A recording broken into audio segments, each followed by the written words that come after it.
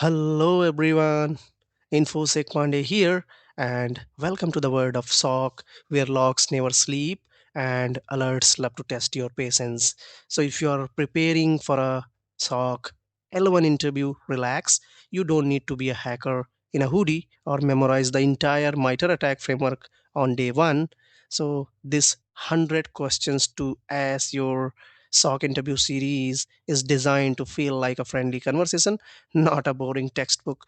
So, we will break down real SOC style questions, explain why they are asked, and show you how interviewers expect you to think, not just what to answer. So, you can expect real world scenario based question here and simple explanation. So, there will be no heavy jargons and practical tips straight from the SOC floor, common mistakes beginner makes so you don't repeat them. So remember, every tier 2 or tier 3 analyst you admire once Googled, what is a SIEM? So your job right now is not to know everything, it is to show curiosity, clarity, and confidence. So by the end of these 100 questions, you won't just answer, you will think like a SOC analyst. So let's begin. Question number one: what is a SOC and what's your main role as an SOC analyst? Label 1. So, a SOC, Security Operations Center, is a centralized team responsible for continuous monitoring, detection, and response to security threats. So, as an L1 analyst, your role is to first level of analysis, monitoring SIEM alerts, performing initial triage, identifying false positive, and escalating confirmed high risk incident to L2 and L3 with proper context and evidence. An L1 analyst is not judged by how many alerts they close, but by how accurately they identify risk and how clearly they communicate it.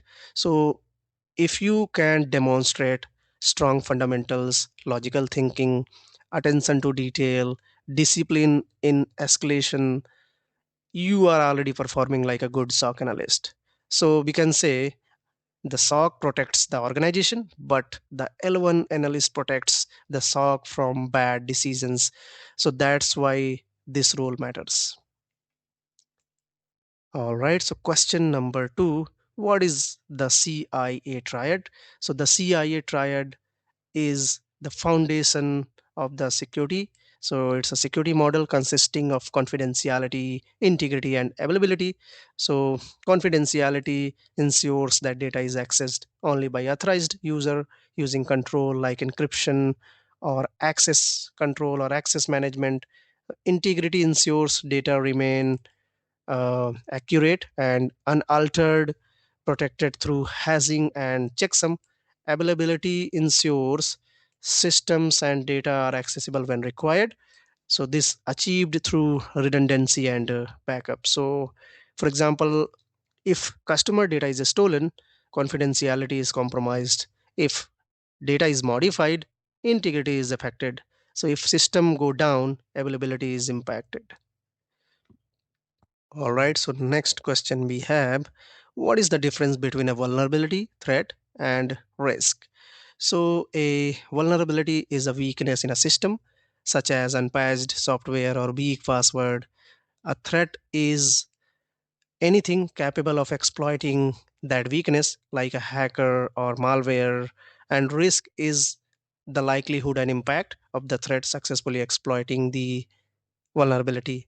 For example, an open RDP port is a vulnerability. A threat actor is scanning the internet is threat, and the risk is unauthorized access or data theft.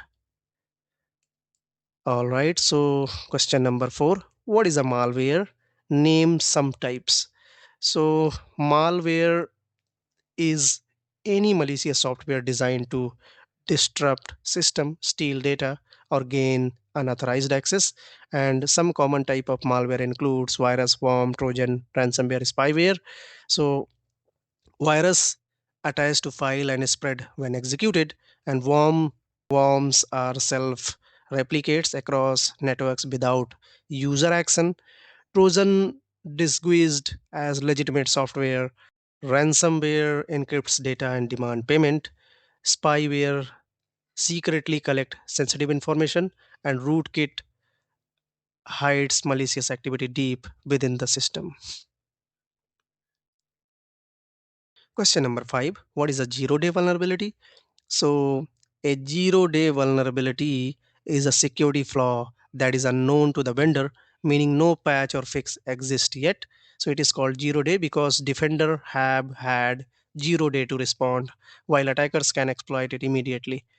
For example, the log4 cell or react2 cell vulnerability was the 0 day that allowed wider spread exploitation before patches were available. Then question number 6, what is the difference between IDS and IPS? So IDS, intrusion detection system, monitors network traffic passively and generate alert when suspicious activity is detected, and IPS is intrusion prevention system, works actively detecting and automatically blocking malicious traffic in real time. So the analogy here is IDS is like a security camera that watches and alerts, while IPS is a security guard that watches and take actions. Question number 7, what is a firewall and what does it do? So a firewall is a security device or software that control incoming and outgoing network traffic based on predefined security rules. Its purpose is to allow legitimate traffic while blocking unauthorized or malicious access. Firewalls can be hardware based or software based. So there are two type of key firewalls includes stateless firewall that checks each packet independently, and stateful firewall that track active connections and make smarter decisions. So the analogy here is a firewall act like a bouncer deciding who is allowed in or out of the network. Then question number 8, explain the OSI model layers. So the OSI model explains how data moves across a network in 7 layers from user interaction to physical transmission. So here you can see the 7 layers: application, presentation, session, transport, network, data link, and physical layer. So application layer is user facing service like HTTP, DNS, SMTP, and presentation layer have encryption, decryption, and compression of the data. Then session layer, so session layer manage and maintain connections.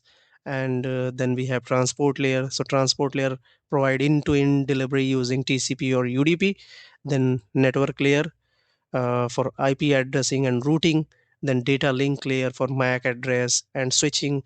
And physical layer ensures the cable signals hardware.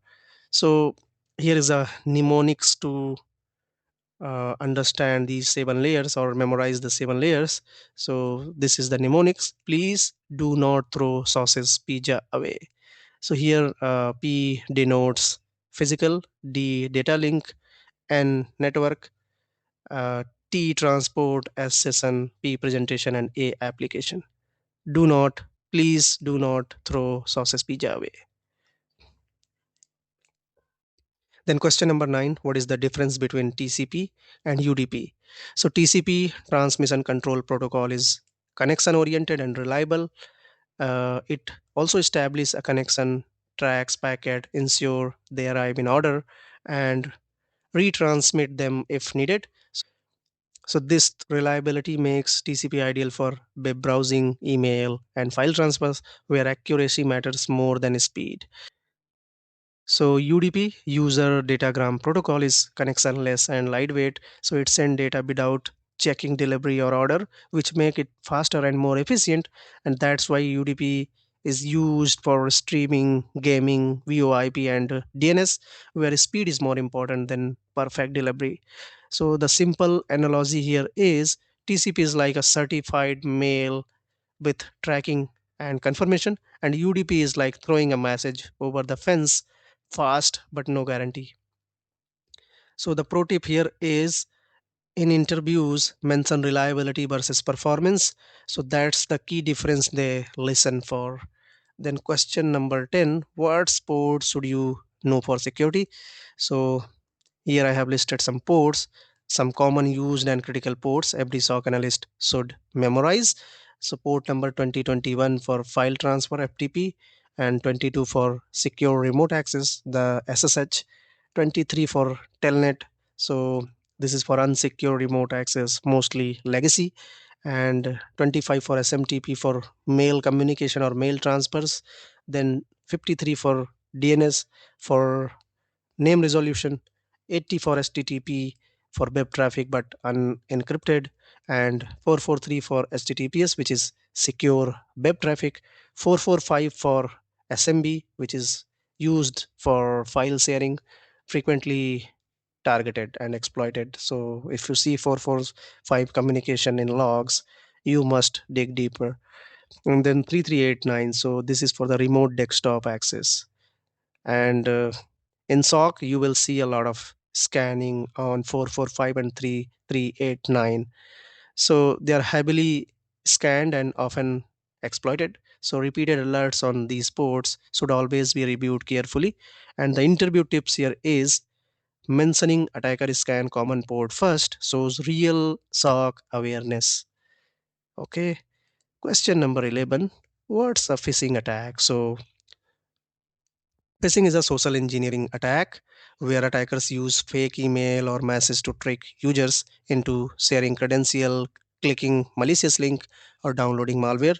And here are some common variants include like spear phishing. So these are the targeted attack against specific individuals. Then whaling. So it's a phishing aimed at executive or senior management.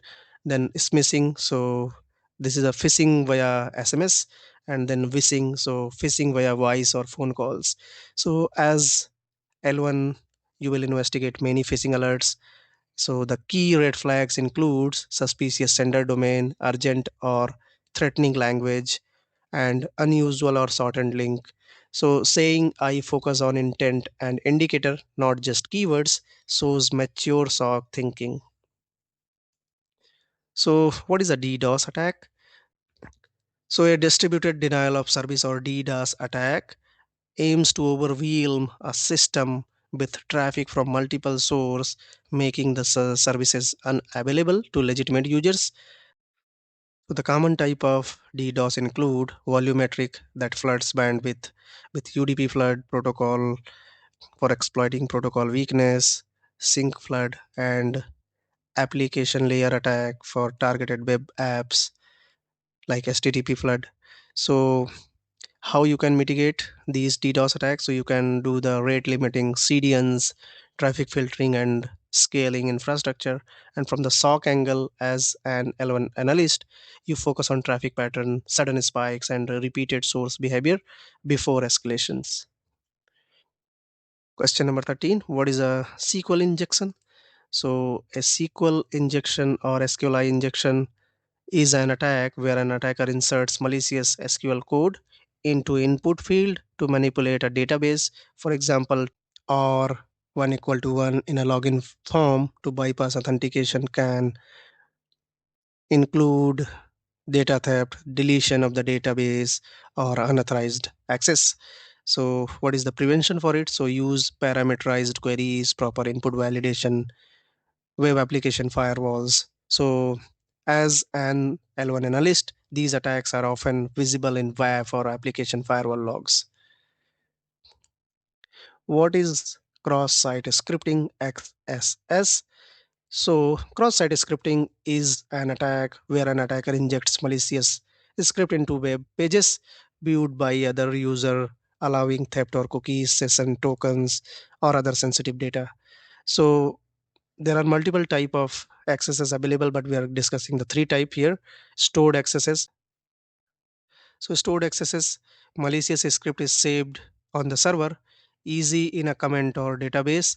And then reflected accesses, so these are the script come from user input in URL or form and is reflected immediately. And then DOM based accesses, so vulnerability exists in client side code manipulated via the DOM. So real world scenario, an attacker posts a comment containing a script code that execute whenever another user view it, potentially stealing their session. From the SOC angle, look for unexpected script in input field or unusual web request in web or WAF log. So web log is very important here. Then question number 15, what is a man in the middle attack, the MITM attack? So a man in the middle attack or MITM attack occurs when an attacker secretly intercept or alter communication between two parties, allowing eavesdropping or manipulating of the data. So the common examples are evil twin Wi-Fi networks. So it's a fake hotspot that attacker set to uh, lure the user. And then ARP spoofing. So ARP spoofing is like a redirecting traffic on the local network.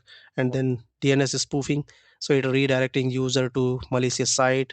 SSL stripping, so downgrading HTTPS to HTTP. And then what is the prevention for MITM? So you can use secure VPNs, HTTPs, and certificate pinning. So always pay attention to certificate warnings, which may indicate MITM activity. And SOC tips, watch for unexpected IP changes, certificate error, or unusual traffic flow. Question number 16, what is a SIEM and why it is important? So a SIEM, security information and event management system, collect, correlate, and analyze log from across the environment in real time, helping detect and respond to security incidents. So popular tools are Splunk, QRadar, Sentinel, Logarithm. So from SOC L1 perspective, this is your primary tool. You will spend most of your time on the SIEM dashboard, investigating alert, filtering false positive, running queries, and hunting for anomalies. So the pro tips is emphasize real-time monitoring and correlation, not just log collection when explaining it is important. Then what is EDR? So EDR, endpoint detection and response, monitor endpoint like laptop and servers for malicious activity, providing both visibility and response capabilities. For examples, CrowdStrike, Carbon Black, Sentinel-1, Defender. So these are the popular EDR or XDR tool. So it goes beyond traditional antivirus, using behavior analysis, threat hunting, and forensic data collection. And from SOC L1 perspective, you will use EDR to investigate suspicious process, isolate infected machines, and collect forensic evidence. And the pro tips is highlight how EDR proactively detect threat, not just react to known malware. The next question we have, what is Wireshark used for? So Wireshark is a network protocol analyzer used to capture and analyze network packet in detail. So as a SOC L1, you are going to use this for investigating suspicious network traffic, analyzing malware communication, troubleshoot network issues, examine HTTP, HTTPS traffic, and so the pro tips here is learn basic filtering like http dot request method equal to post or IP address equal to this. So this is going to help you emphasizing packet level visibility and how it help in incident investigation. All right, so what is a WAF? So a web application firewall WAF filters HTTP, HTTPS traffic to and from web application, protecting against common attack like SQL injection, XSS, and CSRF. So there are some. So the deployment examples are cloud-based like Cloudflare, AWS WAF, and on-premises based like F5, Imperva, etc. From SOC L1 perspective, you will review WAF logs to investigate blocked attack and help tune rules to reduce false positive. And the interview tips here is emphasize WAF's role in protecting web application proactively rather than just detecting attacks. So the next question we have, what is the difference between signature based and behavior based detection? So the signature based detection matches files or activity against known malware pattern or hashes. So it is very fast and accurate for known threat, but cannot detect new or unknown attacks. But the behavior based detection monitor actions and behavior like suspicious registry edit, abnormal process activity. This can catch 0-day threats but may produce more false positive. So the modern approaches are like EDR solutions typically combine both to maximize coverage and detection efficiency. So in your interview, you can mention strength and weakness, showing you understand why both are needed. Then question number 21, what are the phases of incident response? So the incident response life cycle is a structured approach to handle security incident. So here you can see we have 6 phases: preparation, identification, containment, eradication, recovery, and lesson learned. So in the preparation phase, we are going to have some plan, tool, trained staff ready, then identification for detecting and confirm the incident, then containment for isolating affected system to prevent spread, eradication for removing the threat from system, recovery for restore system to normal operation, and then lesson learned for conducting post-mortem to improve processes. So as a SOC L1 analyst, your main focus is to identify the initial containment, escalating as needed, and if you are in interview, highlight quick detection and proper escalation as L1 responsibilities. Then question number 22, what is the first thing you would do when you detect a potential security incident? So when an incident is detected, follow your IR playbook. Generally, you are going to perform these steps, document everything like timestamp, observed alert, affected systems, then verify the incident. So you're going to confirm whether it's real, not a false positive, and then assess the severity and scope. So this is going to understand the impact. Then notify your supervisor, escalate per procedure. So you're going to inform your supervisor or lead for follow escalation procedures, then begin containment. So if instructed, you can contain the device. And the pro tips here is stay calm, take detailed note, and focus on accuracy. So these records are essential for incident report and L2, L3 analyst. Question number 23. How do you determine if an alert is a false positive? So there are some investigation steps for that. So check the context, like the user behavior, time of activity, locations, and then compare to the baseline. So verify against normal activity, create your baseline, and then collaborate with other logs like SIEM, EDR, Firewall, WAF, and also check the reputation sources like Virus Total, other reputational feeds, and then consult with the user if needed. So you can confirm the activity with the user. So the SOC tips here is experience help you recognize pattern early and distinguishing real threats from false positive quickly. Question number 24, what is containment and eradication? So a containment stop the threat from spreading, like isolating infected machine, block malicious IP address, disable compromised account, etc. And the analogy here is it is like putting a fire in a bucket to prevent it from spreading. And the eradication, so eradication is completely remove the threat, delete malware, patch vulnerabilities, reset compromised account or credentials. And the analogy here is like putting the fire out completely. So SOC tips is always contain first to limit damage, then eradicate for full remediation. Question number 25, what information should you collect during an incident?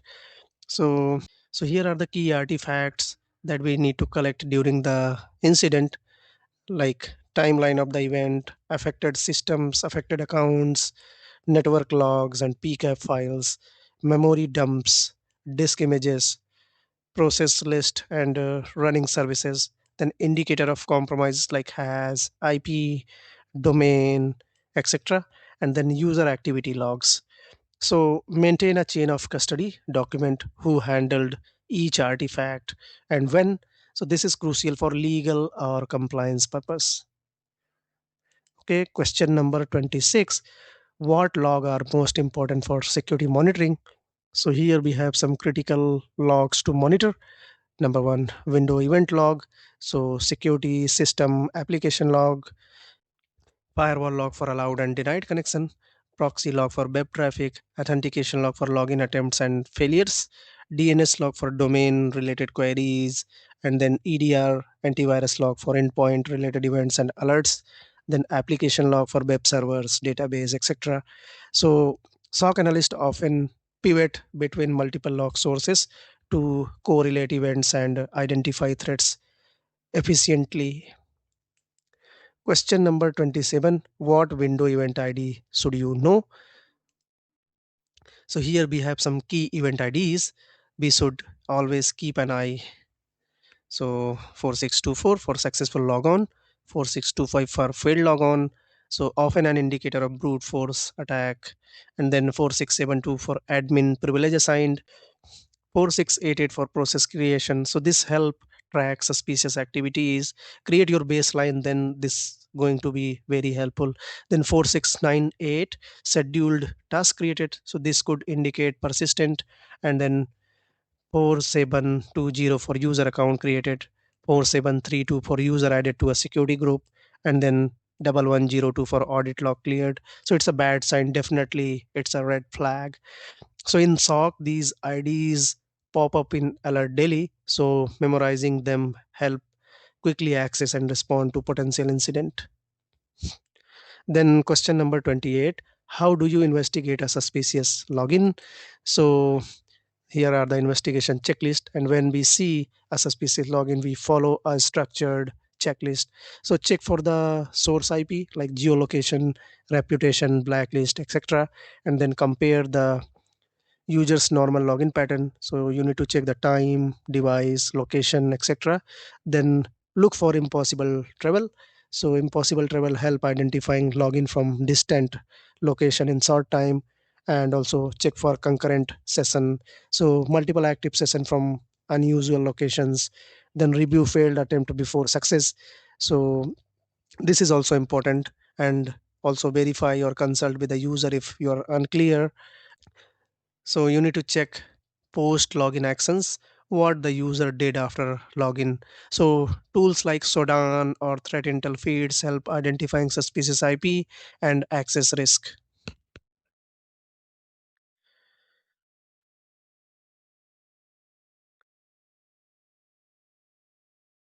The next question we have, what is the lateral movement and how do you detect it?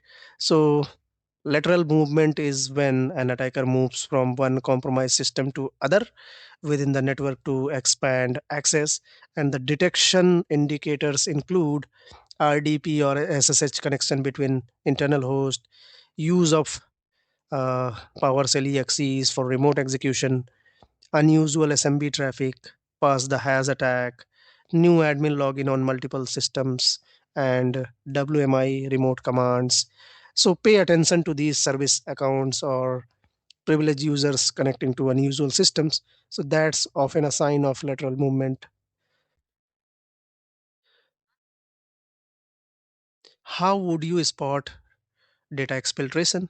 So here are some common indicators or red flag of data exfiltration include large outbound data transfer, especially to a known IP address, traffic to a cloud storage services, so that is not normal, connections to unusual ports, DNS tunneling, so such as unusual large DNS queries, encrypted traffic to suspicious destinations, and then bulk file access or downloads, and then activity during off hours. So always establish a baseline of normal traffic first.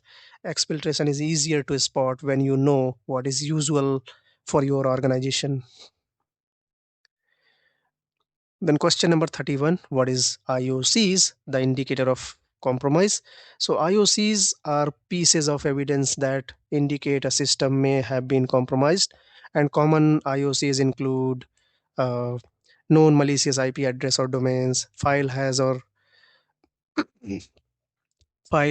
of malicious softwares, suspicious or unexpected registry keys, unusual network traffic pattern, suspicious running process. modified or unexpected systems file.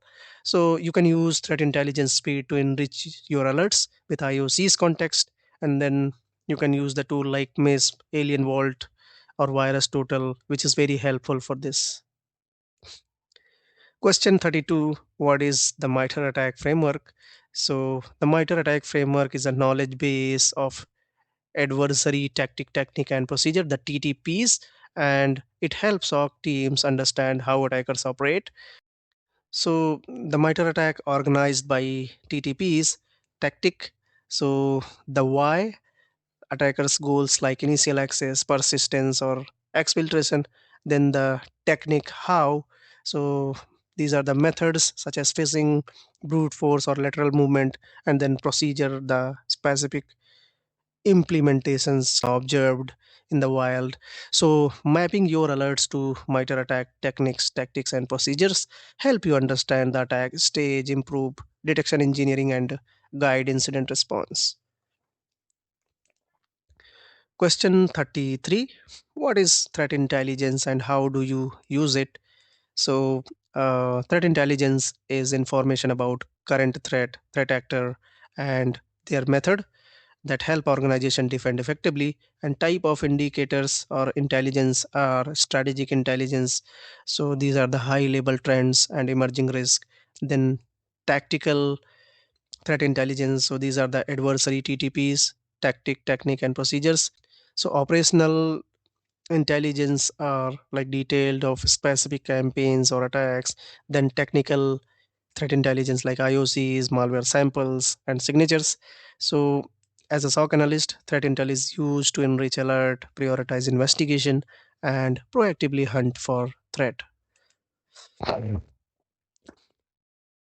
Name some of the threat intelligence source. So, here we have some free and commercial sources, including Virus Total for file and URL analysis, Abuse IPDB for IP reputation, URL House for malicious URL, misused as threat sharing platform, Alien Vault OTX, it's a community threat intel, and then Recorded Future for commercial intelligence platform, then Isaac.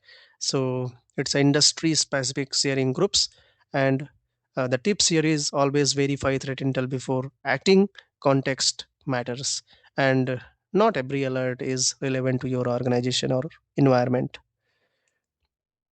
Question 35: what is an APT, the Advanced Persistent Threat? So, an APT is a sophisticated, long term targeted attack, often conducted by nation state or organized group.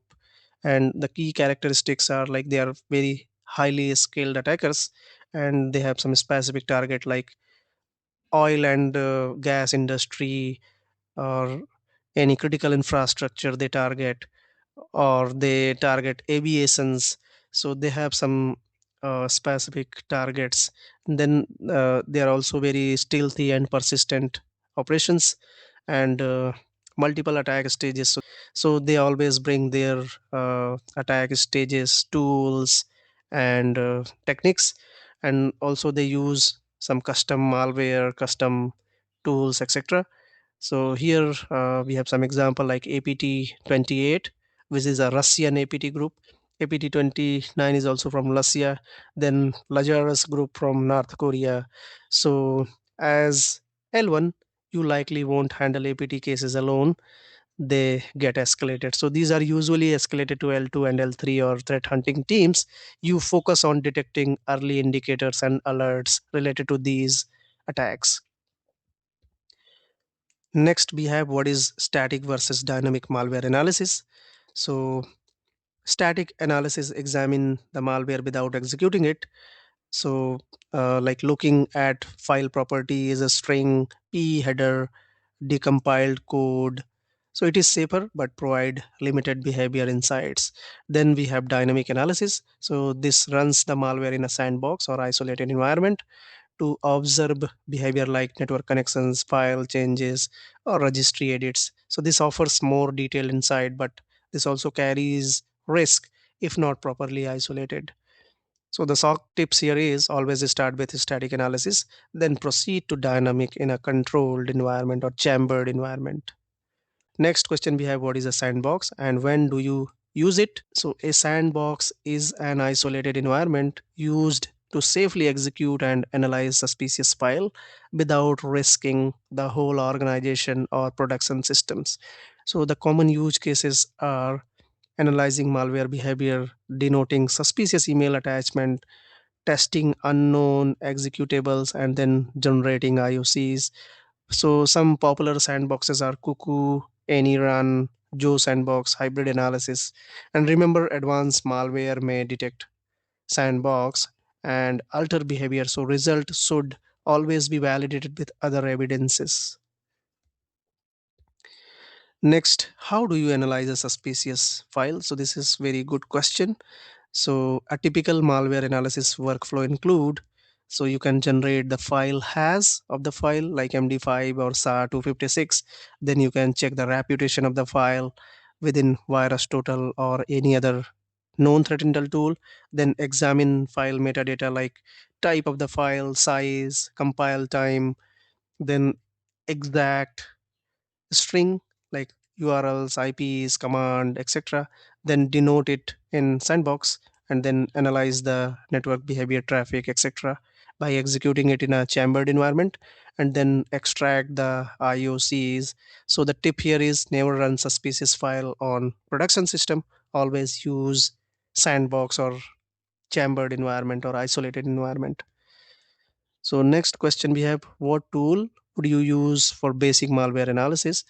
So a basic a basic malware analysis toolkit include file analysis like string, P Studio, Xfill tool, and then hash. So MD5 sum, SAR 256 sum. So these are the tool, and then sandboxes like Cuckoo, AnyRun, hybrid analysis, etc. Network tools like Wireshark, Fiddler, and for the reputation you can use the virus total hybrid analysis and deassemblers like IDA Pro, Ghidra. So these are very advanced tool, and you can start with online and automated tool before moving to deeper offline or reverse engineering analysis. Next question we have, what are the common indicator that a file is malicious? So some red flags to watch for, including low or no AB detection on virus total but suspicious behavior, uh, obfuscated or packed executables, mismatched file extensions or double extensions like JPG, .exe, then unusual file size, suspicious string like PowerShell command, registry keys, URLs, then multiple stage of unpacking or execution, then NT analysis technique. So you can put your file in sandbox or VM detection, connections to known malicious IP or domains. So trust your instinct. If something feels off, investigate deeper before dismissing it. Question 41, what is the difference between authentication and authorization? So authentication is verifying who you are, for example, logging in with a username and password, and authorization is what you allow to do. So like accessing the specific file, system, or resources. So think of it this way: authentication equal to identity check and authorization equal to permission check. So you authenticate once, but authorization is checked every time you access something. All right. So next question we have, what is multi-factor authentication? So multi-factor authentication is use of two or more verification method from different categories to confirm a user identity. So here we have the different categories like something you know, like your password, your PIN, and something you have like your phone, token, smart card, something you are, fingerprint, face recognition. So MFA dramatically reduce the risk of account compromise. Even if your password is stolen, the attacker still need the second factor, right? All right. What is Kerberos?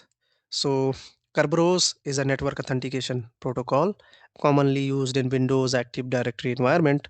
Instead of sending password over the network, it uses tickets for secure authentication. So the key components are KDC like key distribution center. So this issues the validation ticket. Then TGT, so it's a ticket granting tickets. So this used to request service ticket, and then service ticket is grants the access to a specific resource or services. So the common attack include golden ticket, silver ticket, and pass the ticket. Always watch for unusual Kerberos events in security logs. What's a brute force attack and how do you detect it?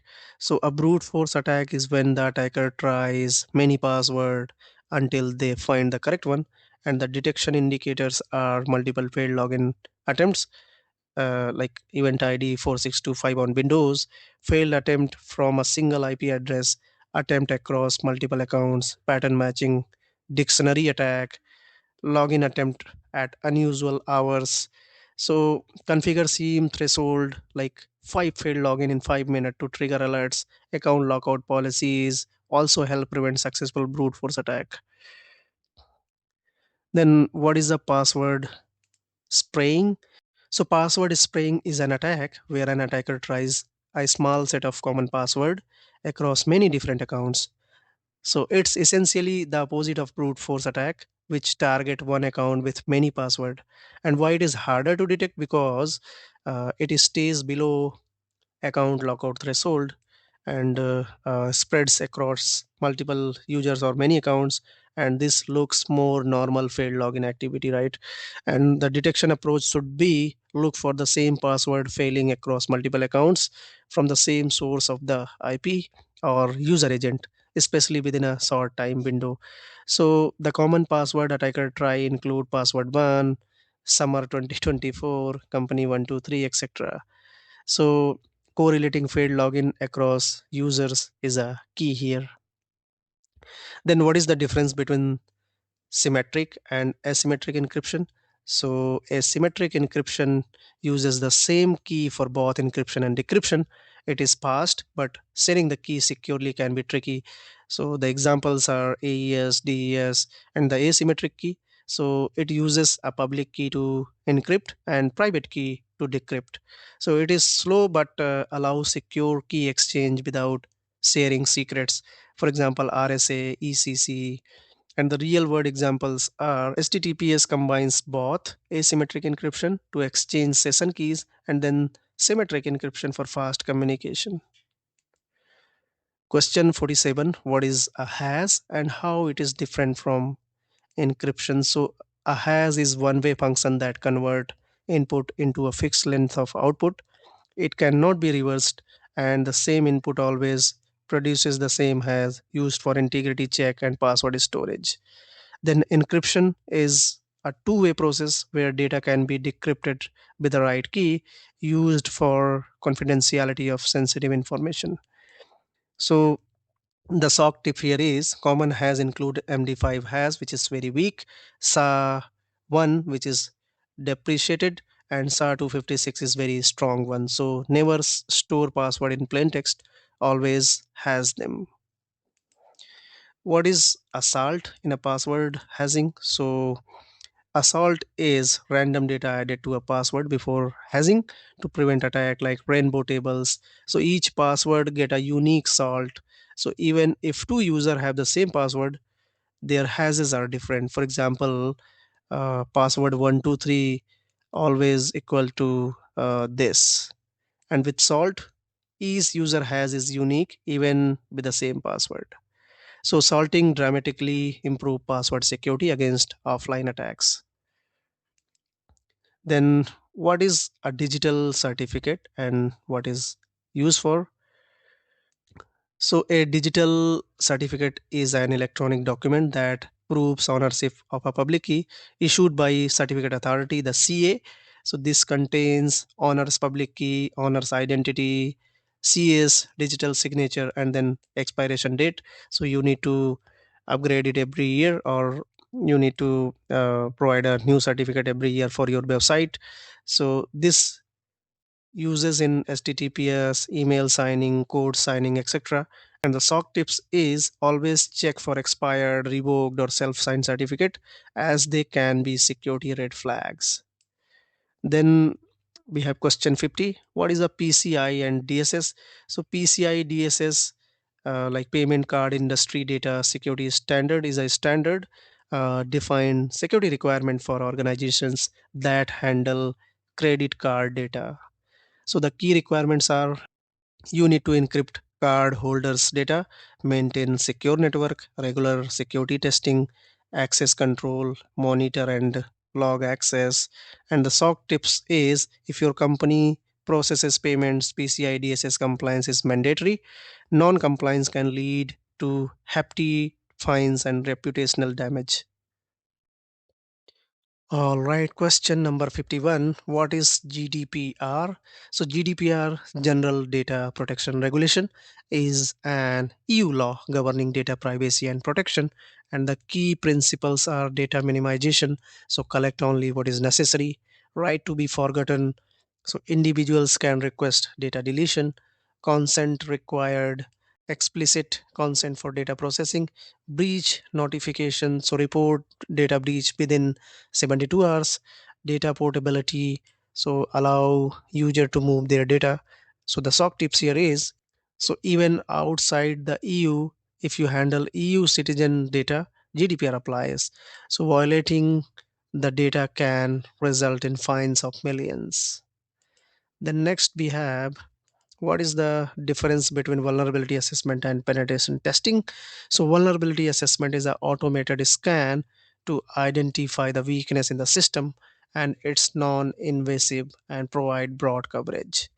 While the penetration testing is a simulated attack, attempting and exploiting the vulnerabilities, and the manual and targeted penetesting goes deeper and provide more insight into real world impact. So the analogy here is vulnerability scan equal to finding the unlocked doors, while the pen testing equal to actually walking through them to see what you can steal or access.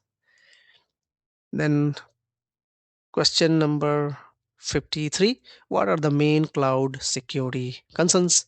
So the top issues or top concerns in the cloud securities are: misconfigured storage, like public S3 buckets, weak access controls or excessive access control, lack of visibility or monitoring, shared responsibility confusion, so confusion over the shared responsibility between provider and customer, missing data encryption in transit and rest, and also the insider threats are the bigger risk, and also the API security gaps. So most of the cloud breaches result from misconfiguration, not vulnerabilities in the cloud provider itself.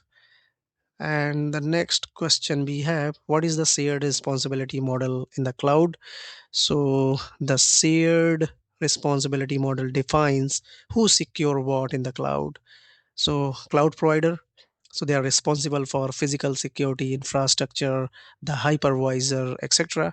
And the customer is responsible for data, application access management, OS patching. So think like this: AWS secure the cloud, you secure what's in the cloud, like your instance, your virtual machines, your desktops, your applications. And the many breaches occurs because customer misunderstood their responsibilities. What is CASB? The CASB. So CASB is Cloud Access Security Broker. So it sits between user and cloud services to enforce security policies and provide visibility. And the key functions are visibility into cloud uses, data loss prevention, threat protection, compliance monitoring, etc. And the examples are Microsoft Defender for cloud apps, Netscope, Zscaler. And the SOC tips is: CASB are especially useful for discovering shadow IT and enforcing security across unmanaged cloud apps. Question 66. What is SPF, DKIM, and DMARC? So SPF, DKIM, and DMARC are the email authentication protocol that help prevent spoofing and phishing. So the SPF, like sender policy framework, list authorized mail server for a domain, and DKIM, the domain key identified mail. So it adds a digital signature to prove the email was not tampered with. And the DMARC, the domain based message authentication reporting and conformance, it defines a policy for handling email that fail SPF DKIM checks. So all three work together when investigating phishing. Failed check are the red flag. And question number 57, how do you investigate a suspicious email? So the investigation steps are: check the sender address, display name versus actual email. Then you can examine the email header, the originating IP, SPF, DKIM, DMARC result, analyze link. However, before clicking on the link, use URL expander and then scan attachment with Sandbox and look for the urgent threatening languages, and also check if the other users received it. So email security log is very important here. And then verify with a sender via different channel. So SOC tips here is tool like MX Toolbox are very helpful for header analysis and verification. So I have created a detailed video for email header analysis and SPF, DKIM, and DMARCs. So go and check. Next question we have: what are the common phishing indicators? So here are the red flags that we need to watch for: urgent or threatening tone, grammar or spelling mistake, mismatched sender address, specific link. So you can hover to reveal the true URL, and then request for credentials or payment, generic greetings like dear customer or unexpected attachments, also offers that are too good to be true. And the tips here is train user to report suspicious email. So it's better to investigate 100 false alarm than to miss one phishing attack. What is Active Directory? So Active Directory is a Microsoft directory service for managing users, computers, groups, and resources in Windows network. And the key concepts are: domain, so it's a administrative boundary; OU, the organization unit, so it's a group of user or computer for easier management; then GPO, it's a group policy object for setting. So you can create the setting and policy which applies to user and computer. And then domain controller, so domain controller or DC is a server that manages Active Directory and authenticates users. So compromise of DC equal to game over. So DC is very critical. Always monitor DC log for suspicious login, privilege changes, or abnormal activities. The next we have: what is the difference between local and domain account? So local account exists only on the machine and it's managed locally and cannot access domain resources, while domain account stored in Active Directory and can log in to any domain joined machine centrally managed. So the SOC tips is attackers often create new local admin account for persistent. So monitor for the unexpected local admin creation closely. Then next we have: what is PowerShell and why do attackers love it? So PowerShell is a powerful Windows scripting and automation language used by administrator for system management. And why attacker love it? So it's a inbuilt tool on Windows and it's a very legitimate tool and can execute in memory. So it supports in memory or fileless execution, and also it can bypass execution policies and access to Windows APIs and can download, execute payloads easily. So enable and monitor PowerShell logging, event ID 4104, and watch for encoded commands and suspicious keywords like invoke, IEX, or download strings. What is WMI and why it is security relevant? So WMI, Windows Management Instrumentation, is a Windows feature used for system management and automation, and the security concerns are frequently abused for lateral movement and allows remote command execution, persistent mechanism, so it can be used as a persistent mechanism, and often difficult to detect compared to other techniques. So the SOC tips here is monitor WMI event log, event ID 5857, 5861, and the suspicious WMI activity is often a sign of advanced or stealthy attack. All right, question 63. What are important Linux logs to monitor? So here are some key Linux log we should monitor in our SOC environment. So the number one is var slash log slash auth.log. So it's authentication attempt log in the Debian and Ubuntu systems, and then var log secure log. So it's also authentication log in the RHEL and CentOS, and then var log syslog. So it's a general system activities or system message, and then var log messages is also a system and services messages, and then bash history. So it's a user command history. And the tips here is attackers often clear or tamper with logs.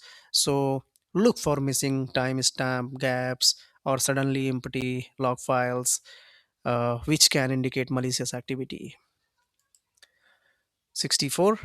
What is sudo and why it is important? So a sudo allows users to run command with root privilege on the Linux system, and the security relevance are, so it can be privilege escalation vector if misused, and all sudo commands are logged, and the misconfigured can be very dangerous.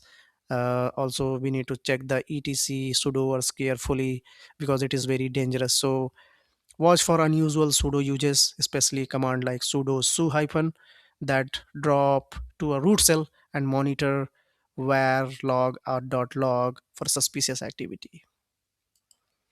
65. What are some common Linux persistent technique? So attackers use persistence technique to maintain access even after reboot or password changes.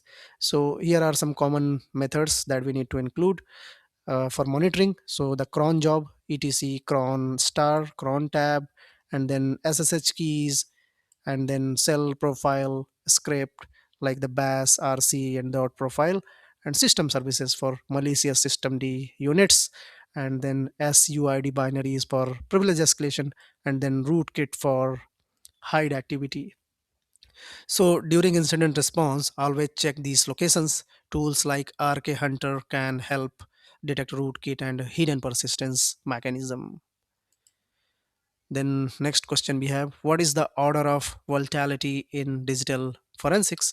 So the order of volatility define which data should be collected first during an investigation from most to least volatile. So the number one is CPU registered and cache, and the second one is RAM, the memory, and third is network connections, fourth is running process, fifth is disk data, and sixth is backups and archives. So always collect volatile data first, and shutting down a system permanently destroys RAM contents which may hold critical evidence. Next, we have what is a memory dump and why it is useful. So, so a memory dump is a snapshot of a system's RAM at a specific point of time. So it can contain the running process, active network connections, encryption keys, password stored in the memory, and the fileless malware that never touches disk. So the SOC tips here is tools like FTK Imager and Dump It are used to collect memory, while volatility is used for analysis. So memory dumps are very critical for detecting advanced and fileless attacks. So what is the difference between live and dead forensics? So the live or hot forensics analyze on the running systems. It capture volatile data like RAM and network connections, but may alter evidences. While dead, the cold forensic analysis, it happens on the powered off system, preserves evidence better but loses volatile data. So the tips here is choose based on the scenario, active breach, so perform live forensic to capture malware and memory artifact, and for the suspected data theft, use dead forensics on disk image to preserve integrity. Next question we have, what is HTTPS and how does it work? So HTTPS is HTTP over TLS and SSL. So it is encrypting web data to ensure confidentiality and integrity. And here we have a handshake process. So number one, client says hello and sends support cipher and TLS versions.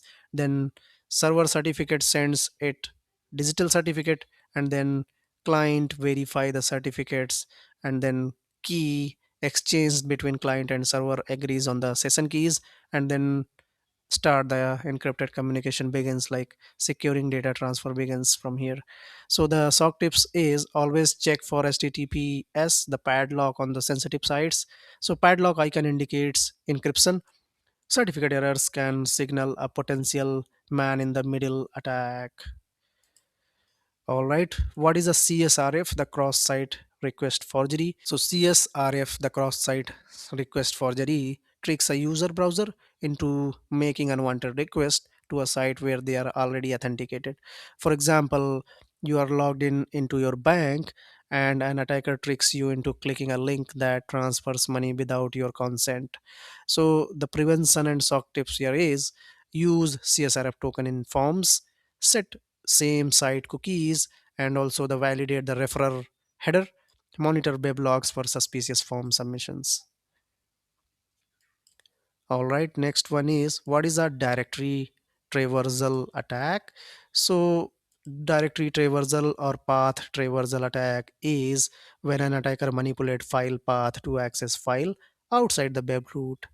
For example, using dot dot slash etc pass wd by manipulating URL parameter. So the impact of the directory traversal attack is sensitive file exposure, source code disclosure, and configuration file access. So the detection and prevention tips are look for the slash pattern in web logs or encoded variant in the web logs, and enforce input validation and proper file permissions. This can prevent the directory traversal attack. So what is the difference between WEP, WPA, WPA2 and WPA3? So what is WEP? So WEP is broken, easily cracked in minute, and we should never use it. And the WPA is better than WEP but is still vulnerable. And WPA2 is a current standard, and it is uses the AES encryption, and it is still good but has many weaknesses. And WPA3 is a latest one, and it provide better protection against brute force. So always use WPA to minimum, or if WPA3 is available.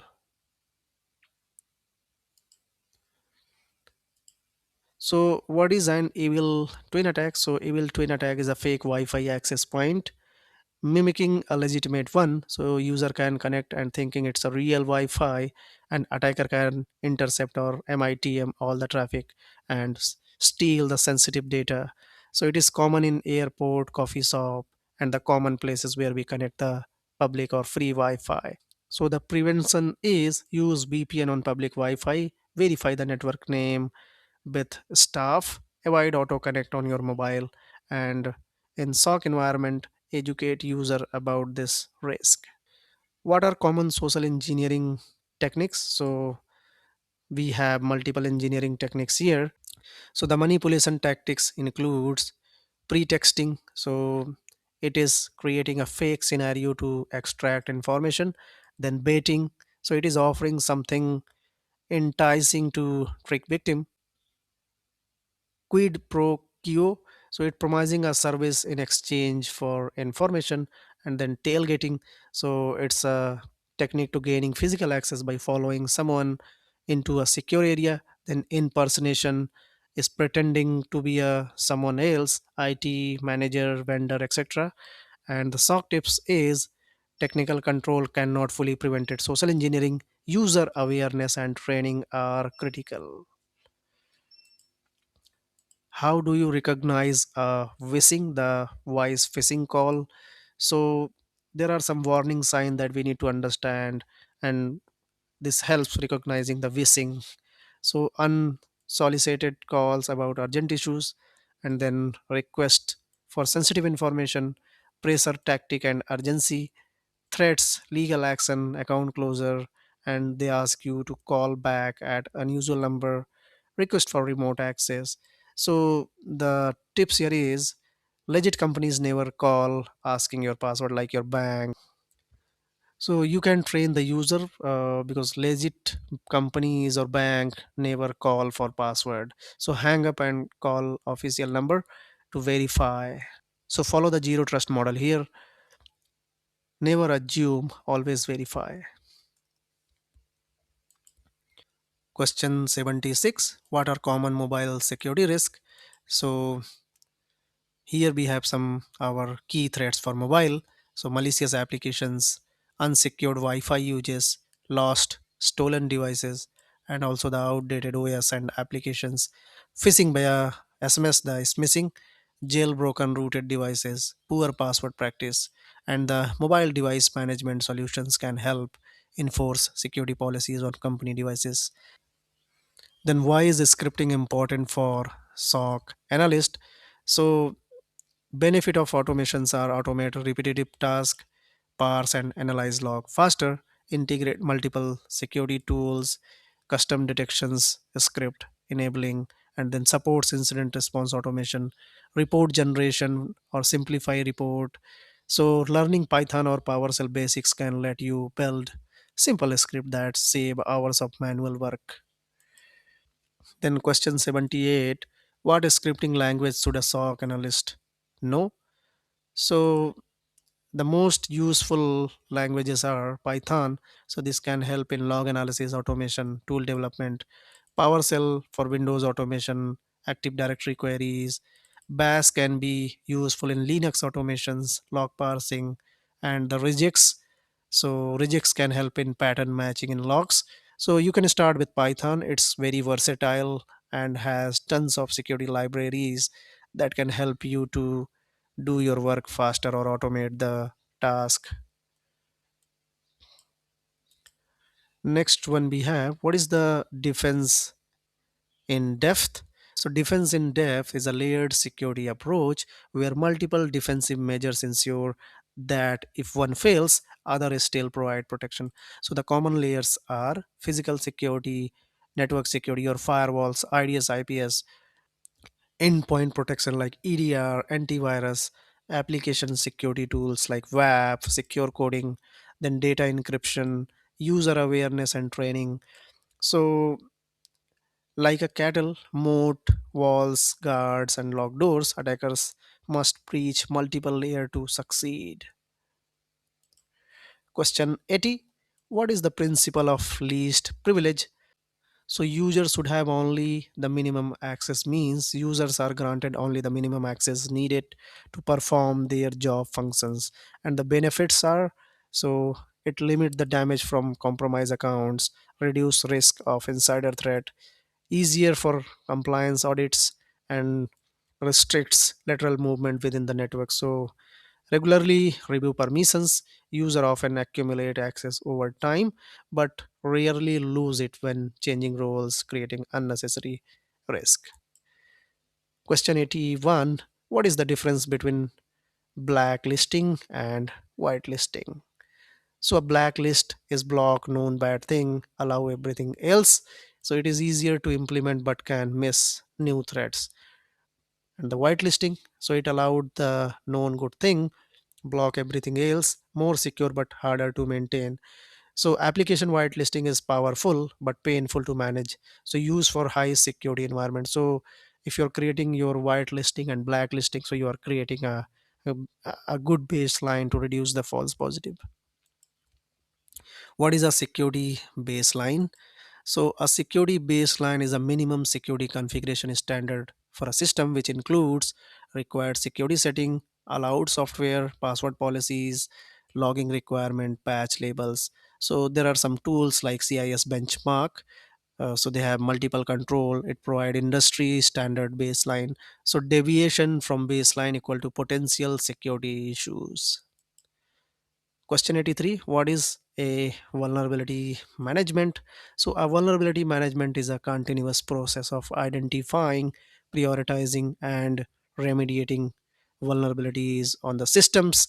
So, it has many phases like discovery, the scanning of the devices and network, then assessment, and also provide risk score, then prioritization based on the criticality like critical, high, medium, then low, then remediation plan for patching or mitigating the risk or vulnerability, and the verification. So you need to rescan after applying the patch to verify whether the vulnerability gone or exist. So use CBSS score, but consider actual risk. Not all critical vulnerability need immediate patching. So you need to check whether it is exploitable or not exploitable. So if the vulnerability is exploitable, then you need to consider it as actual risk. Question 84: what is a security information versus security event? So an event is any observable occurrence like user login, file access, logout, and an alert is an event that matches a detection rule. For example, multiple failed login threshold exceeded. And what is incident? So incident, an alert that confirmed as a real security threat that require response. So as L1 analyst, your job is to triage alerts, turn real threat into incident, and dismiss false positive. Not every alert is an incident. Next, we have what questions would you ask at the end of the interview? So it's a very tricky question. So the smart question you can ask: what does a typical day look like for L1? What tools and technologies do you use? How do you handle shift work and on-call duties? And what is your alert volume and escalation rate? How do you handle training and skill development? What are the biggest security challenge you're facing currently? So this shows you're serious about the role and help you to understand if the role is good fit for you or not. Next question we have: how do you prioritize alert when you have many at once? So this is again a tricky question, and the triage approach should be based on the severity. So you're going to handle the critical systems first, then confidence. So if the alert have high confidence, then you work on it. Then age, so older unresolved issues impact number of the affected systems, and also based on the business context like production versus development system. So if the alert is on production system and development system, so you need to choose the production system. So follow your playbook, communicate with the team, and don't be afraid to ask for help when you are overwhelmed. Next question we have: how do you stay updated on security trends? So there are many ways to keep learning and stay updated. So follow security researchers on Twitter and read security blogs like Curbs and Snyder. So my favorite one is Bleeping Computer and Hacker News.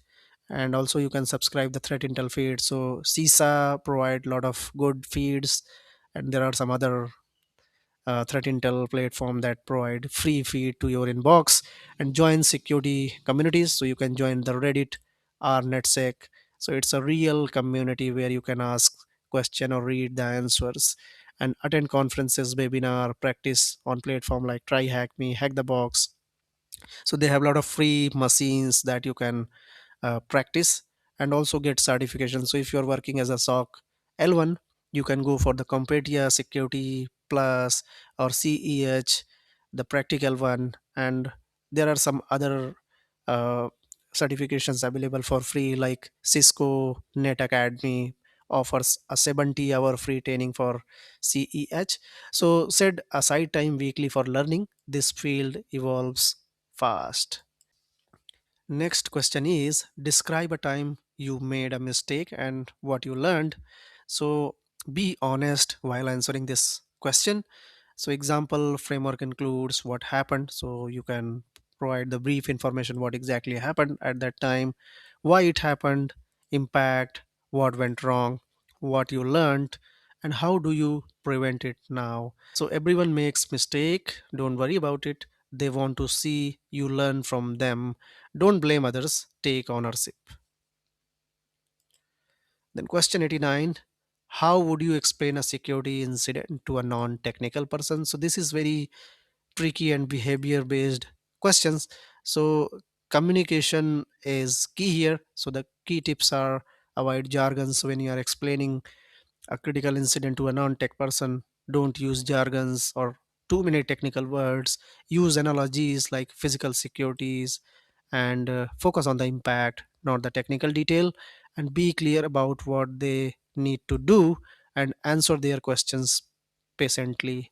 For example, don't say credential stuffing attack. Say someone tried to break into account using a stolen password from another site. So this makes sense, right? Next, what do you do if you are unsure about something during an investigation? So, this is again a tricky question.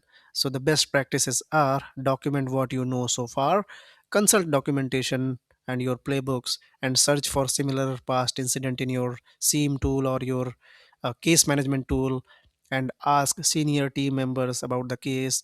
And also, you can Google with the artifacts or the IOCs that you have, and also you can escalate if time sensitive, and never guess on the critical decisions. So asking for help is very professional thing, not a weakness. So better to ask than make wrong assumptions. Next we have, why do you want to work in a SOC? So this shows the ambition but realism. So be genuine. So the possible angles could be interest in the protecting organization, love for problem solving and puzzles, and fast paced environment, continuous learning, making a real impact, starting point for security career. So this shows passion, but be realistic. Mention you understand it, but it can be challenging like alert shift work, etc. How do you handle stress and high pressure situations? So this is going to show you can cope and stay calm and methodical, follow procedure and playbooks, break problems into smaller tasks, communicate with team, take breaks when possible, and learn from each incident. So you can give a specific example if you have one previous job handling rush or crisis. So question number 93, what are your career goals in cybersecurity? This question shows ambition but realism. You can mention that you will gain master L1 fundamental first, then gain certification like the security plus, the CISA plus, and then develop a specific skill like threat hunting, forensic, malware analysis, and then progress to L2, L3 SOC analyst, and then possible specialization like incident response, threat intel, forensics, malware analysis, etc. So they want to see you are committed to growth, but not just using L1 as a quick stepping stone. All right, question 94. Tell me about a time you had to work with a difficult team member. So this is going to focus on the resolution. So you can describe situation briefly, what made it challenging, how you approached it professionally, and what you did to resolve it, and the outcome and what you have learned. Don't badmouth anyone. So maturity, communication skill, and ability to work through conflict. Next question we have, user reports they cannot log in on their account. What do you check? So here are some investigation steps that you can follow. So you need to verify account status, whether account is logged or disabled. Also check for the failed login attempt from the account, and look for the password expiration, and also check if the MFA is enabled and working, and review recent account changes, and look for the compromise indicators, and also check if service is down. So this could be innocent, like the forget password or any malicious account takeover. So always investigate, never assume, always verify. Question 96, antivirus detected malware on a workstation. What are your next steps? So this is very good question, and the response workflow include isolate the machine first, and disconnect the network, and then document the detection file name, path, has, timestamp, check if the malware was quarantined or executed. Also scan the other machines for the same malware has, and also investigate how to got there, the email, the download, USB, etc., and check for the lateral movement or further compromise, and then create a ticket and escalate to L2, L3 if needed. So don't just clean and move on. Investigate the how, the impact, and what else might be affected. Next question we have. You see threshold of failed SSH login attempt from various IPs. What is happening and what do you do? So this is a distributed brute force attack. So you can document the IPs and the targets and check if any attempt succeeded and block the attacking IP if firewall allows. So you can reach out to the network team or firewall team to block the concerning IP, and then verify the strong password policy is in place, and also consider implementing fail to ban or rate limiting. Also check for compromised accounts and report to ISP if needed. So it is a common type of attack, so you can prioritize checking if any login succeed. Question 98. A user received an email from their CEO asking for urgent wire transfer. What do you do? So this is a kind of scam which known as business email compromise, the BEC. So you can tell user to stop and don't send the money, and verify with CEO through different channel, like you can call directly or you can reach out to their cabin, and also check email header for spoofing. So check the email header. I have created a detailed video for that, the SPF, DKIM and DMARC. And then look for the similar email to other users, so you can check the email security log and then report to security team so they can uh, dig deeper it, and block sender if malicious. So you can block it from the centralized tool or directly from the inbox. And then alert finance team, so you can alert finance team to stop any kind of wire transfer immediately. And BEC, the business email compromise, cost companies millions because they seems real. And always verify financial requests through secondary channel. Question 99. You notice unusual outbound traffic to an unknown IP at 3 a.m.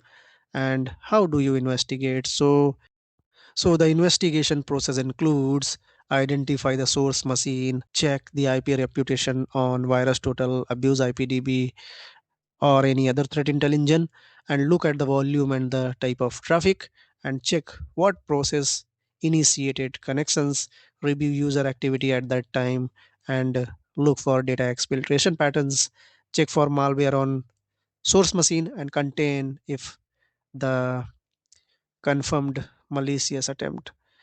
So the red flag here is the off hour traffic. So off hour traffic to unknown IP is a major red flag. So this could be a command and control communication or a data theft. Next question we have, multiple user report ransomware message on their screens. What do you do immediately? So this is kind of emergency response, so you need to act very fast. So you can isolate the infected machine from the network, and then alert management and incident response team, and also the identify patient 0, check for lateral spread, and then shut down network shares if needed, so they cannot transfer anything or not encrypt anything. And do not pay ransom. So this is a big thing, so do not pay any ransom to them. And then document everything and check backup integrity. So here speed matters. Every minute ransomware can spread, so isolate first then investigate later. Question 101. What should you know about shift work in SOC? We already know SOC operates in 24/7 environment, nights, weekends, holidays, and also sometime we have a long shift, 12-hour shift is common sometime. So this can be mentally draining sometime, and the alert fatigue is real. But the great learning experience is you will learn so many things, the analysis part and the security fundamentals, and the team support is crucial in SOC. So alone you cannot handle all type of situations, so you need to work in a team. So if you see something which cannot be handled by L1, you can escalate it to L2 or L3, And work life balance varies by company. So if you're working in a big four or a consulting company, then it's very difficult to maintain the work life balance. But if you're working in a product company or in-house SOC, then definitely you will get a good work life balance. So be honest with yourself. Can you handle night shift? Ask about rotation schedule in interview. And what certifications are valuable for SOC L1? So there are some recommended certification. So for the entry level, CompTIA Security Plus is best, and the network fundamental, the network plus. So if you're looking SOC focused certification, so CompTIA CISA is best, and GIAC GCI is also good one. So the next level certifications are Certified Ethical Hacking, the CEH, GCIH, and the OSCP, and the vendor specific certifications are Splunk, QRadar certifications, or Microsoft certification. So Security Plus is often required because it contains all the fundamental knowledge, all day-to-day work for SOC and cybersecurity. So get it first, then add others based on your career path. Then what are the common mistakes new SOC analysts make? So there are a lot of common mistakes that new SOC analysts make. So you can avoid these. Not documenting properly. So whatever information you get, document it properly in your case or in your notepad, and then share it with your team. So sharing information is key in SOC. And then closing alert too quickly. So don't focus on closing alert, focus on the quality, not escalating when unsure. So sometimes SOC L1 team close alert without escalating when they unsure. So they need to escalate it to L2 and L3 when they are unsure. And ignoring pattern across alerts. So you need to correlate log with multiple data sources, then you can take the decisions. And the poor communication with team, so not properly documenting the case also is very important and need to be avoided. And not following playbook. So if you're not following your regular playbook, then it is also a mistake. And tunnel vision on a single indicator. So tunnel vision on single indicator. So don't go deeper on the single indicator, try to correlate the log and find more indicators. So I always suggest team to follow the 5W and 1H. So this is very important in SOC. So if you are in doubt, escalate. It's better to over communicate than miss something critical. And the final question we have, how do you demonstrate you're ready for this role? So this is going to show them you are serious for this role. So build your home lab. So you need to practice by building your virtual box VM on your local machine. So you can install Kali Linux or install the Parrot OS. So you start practicing on the terminal, run some command like creating a file, creating a folder, deleting a folder, creating a user, providing permission to a file. So a lot of practice you can do by installing the Kali on VirtualBox. Also, you can install a window machine for generating some kind of log or seeing the event viewer, and complete some online training. So there are some free training available on Try Hack Me, Hack the Box. Also, you can refer my channel Infosec Pandey. So I started a SOC 100 Days Learning series. So you can follow this and get some real hands-on and real-world scenario-based uh, knowledge. And have a GitHub with projects. So if you are working on some code or you're writing a SQL query or SPL query or KQL query, store your queries in a GitHub repository and follow the security news. So follow some security news like bleeping computer, hackers news, and some other news to get updated with the latest trend in the security side. And then join security communities. So there are a lot of communities available on LinkedIn, Telegram, and Reddit. So you can join that and have basic scripting skills. So learn, at least understand what's written in the code.